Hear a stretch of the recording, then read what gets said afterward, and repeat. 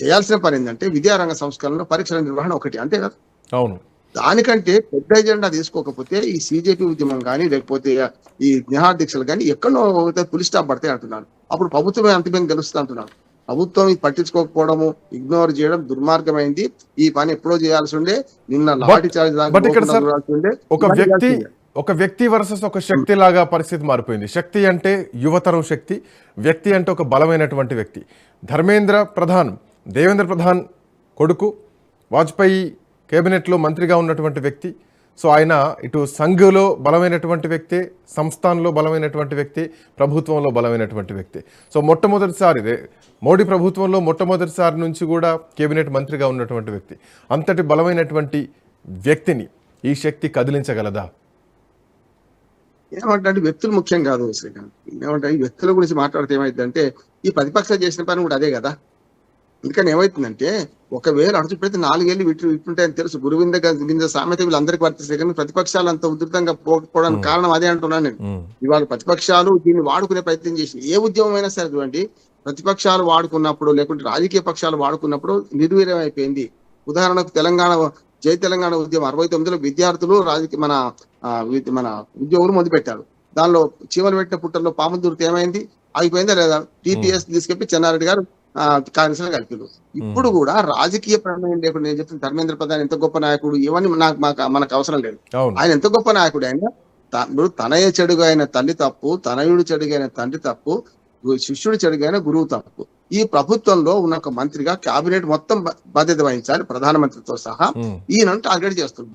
నేనేమంటున్నా అంటే ఆయన రాజీనామా చేస్తే చేయకపోతే సమస్య పరిష్కారం అవుతుందా నేను అంటున్నాను. సమస్య ముఖ్యమా, ఆయన రాజీనామా చేయడం ముఖ్యమా కదా? ఇది ఆలోచించకపోతే ఈ జిలేబీక చెక్కలో మనం కూడా ఇరుక్కపోతాం. ఇవాళ ప్రతిపక్షాలను ఏం చేస్తున్నాయంటే ఈ ఉద్యమాన్ని హైజాక్ చేసే ప్రయత్నం చేస్తున్నారు. ఆవేదన అది. ఉద్యమం మంచిది, ఉద్యమం కరెక్ట్ దానిలో నడవాలంటే ఈ ప్రతిపక్షాలు ఉచ్చులో పడద్దు అంటున్నారు. ఉదాహరణ చెప్తాను. నిన్న ఇంత మంచి ఉద్యమం జరుగుతుంది కదా, ఎవడో 370 ఆర్టికల్ గురించి మాట్లాడుతున్నాడు. అక్కడ సంబంధం ఉందా? అక్కడ 370 ఆర్టికల్ వేరేది, దాన్ని వేరే మాట్లాడాలి. అంటే ఏమన్నట్టు మెల్లమెల్లగా ఈ ఉద్యమం ప్రతిపక్షాల చేతుల్లోకి పోయి రేపు నిర్వీర్యమయ్యే ప్రమాదం ఉందని హెచ్చరిస్తున్నాను నేను అంటున్నాను. నిజంగా విద్యారంగ సంస్కరణలు, ఆరోగ్య రంగ సంస్కరణలు ఇంకా కొంచెం బ్రాడ్ గా పెద్ద కాన్వెన్స్ తీసుకుంటే ఏం చేయాలి? వీళ్ళు పాలనలో అవినీతి, గుడ్ గవర్నెన్స్ కావాలంటే రాజకీయ అవినీతి, రాజకీయ పార్టీల మన అంతర్గత ప్రజాస్వామ్యం లేకపోవడం, అట్లానే మన ఎన్నికల డబ్బు పెట్టి సారా పెట్టి గెలిచిన పార్టీలను మీరు ఏం చేస్తారు చెప్పండి? యువత కూడా మారొద్దా?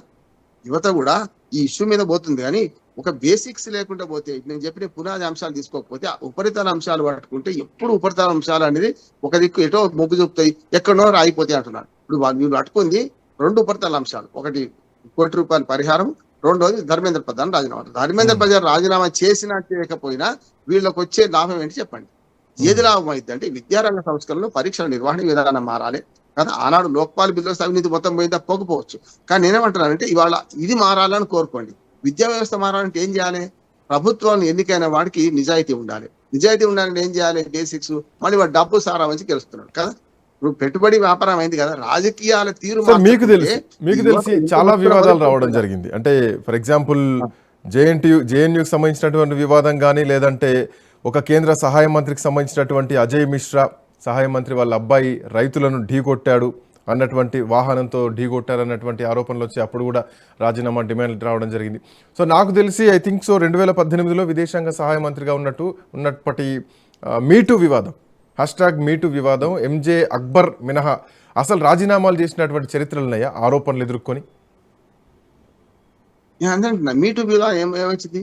మీటూ అంటే మళ్ళీ మీటూ అనుకున్నా అయిపోయింది. ఎక్కడ పోయింది తెలియదు కదా, ఆగిపోయింది. అవును. అట్లాగే మీరు రైతుల ఉద్యోగం, అందుకని ఇది ఆగకుండా ఉండాలంటే బేసిక్స్ పట్టుకోండి, కేవలం మీ మీది ఉపరితల అంశాలు పట్టుకోవద్దని వీళ్ళ సలహా ఇస్తున్నాను నేను. ఎందుకంటే ఇప్పుడు మీరు అండి రైతుల ఉద్యమంలో ఏం జరిగింది? ఖలిస్తానవాదులు ప్రవేశించి తీసుకుపోయి ఎర్రకోట మీద ఖలిస్తాన్ జెండా ఎగిరేసింది. ఏమైంది ఉద్యమం? అంటే ఈ ఉద్యమం అనేది నిష్పక్షపాతంగా ఉండి పార్టీలకు అతీతంగా ఉండి సోనం వాంగ్చుక్ లాంటి వాళ్ళని తీసుకుంటే తప్పులేదు. సోనం వాంగ్చుక్ అనేవాడు జమ్మూ కాశ్మీర్ లో విద్యారంగ సంస్కరణ ఆద్యం పోసిన వాడు, బ్రహ్మాండంగా ప్రభుత్వాన్ని మెడలు మంచి చేసిన వాడు కదా. ఒక ఐస్ అచ్చు పెట్టి ఆనాడు లడక్ ప్రాంతంలో ఎండాకాలంలో నీళ్లు అందించడానికి ఒక టెక్నాలజీని ఉపయోగించుకున్నవాడు. అట్లాగే మట్టి పరిశోధన, మట్టి పరిశోధన చేసిన వాడు. అది వేరు. ఇప్పుడు ఈ ఉద్యమాన్ని రాజకీయ ప్రయోజనాల కోసం ఉపయోగించుకుని ప్రతిపక్షాలు ప్రయత్నం చేస్తాయి కనుక వాళ్ళ ఎజెండా వీళ్ళ నోట పలికిస్తారు. నేను చెప్పి 370 ఆర్టికల్ నేను సమర్థిస్తున్నా, వ్యతిరేక తర్వాత సంగతి. కానీ 370 ఆర్టికల్ ఎందుకు వచ్చింది అంటే కాంగ్రెస్ పార్టీ ఎజెండా, మిగతా కమ్యూనిస్ట్ పార్టీల ఎజెండా ఇళ్ళకి వస్తే ఏమైంది అంటే అసలైన ఉద్యమం పోతుంది కదా. అవును. సమస్య ఏంటంటే రాజీనామా అనేది ఉపరితలాంశము. ఆయన చేసినా చేయకపోయినా విద్యారంగంలో మార్పు రాదు. విద్యారంగంలో మార్పు రావాలంటే ప్రభుత్వంలో చలనం రావాలి. అది ఆ ప్రయత్నం చేస్తున్నారు. ఈ చలనం